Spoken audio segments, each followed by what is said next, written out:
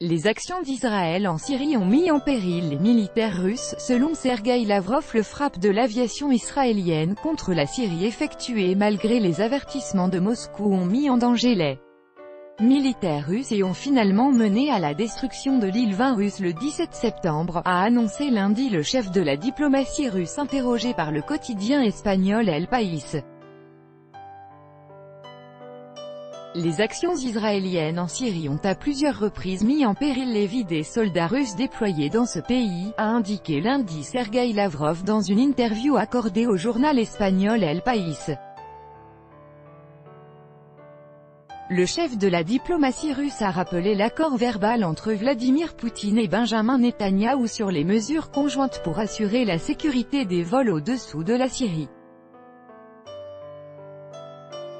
Toutefois, cet accord n'est pas un document officiel par rapport au mémorandum russo-américain similaire signé en 2015. Malheureusement, la partie israélienne n'a pas toujours pleinement respecté ses obligations, tous d'abord sur les avertissements des militaires russes sur les opérations menées sur le territoire syrien. Dans certains cas, cela a mis en danger la vie et la santé de nos soldats déployés en Syrie, a souligné le ministre russe. Monsieur Lavrov a évoqué les bombardements effectués par l'aviation israélienne près de Palmyre en mars 2017. La partie russe avait prévenu ses collègues hébreux qu'un tel comportement pourrait avoir des conséquences tragiques, mais Israël a continué de frapper la Syrie, a rappelé le diplomate. Ces signaux ont été transmis sur tous les canaux et au niveau le plus élevé.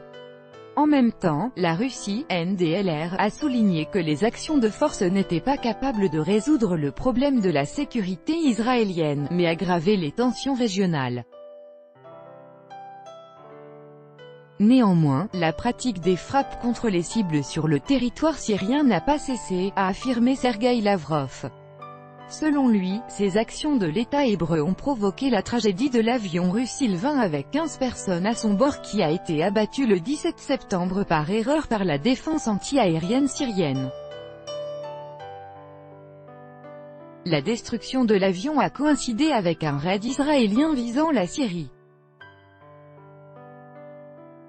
La Russie a alors accusé les pilotes israéliens d'avoir utilisé l'île 20 comme couverture pour échapper aux tirs syriens. D'après le ministère russe de la Défense, les avions israéliens auraient délibérément créé une situation dangereuse pour les navires de surface et les aéronefs dans la région.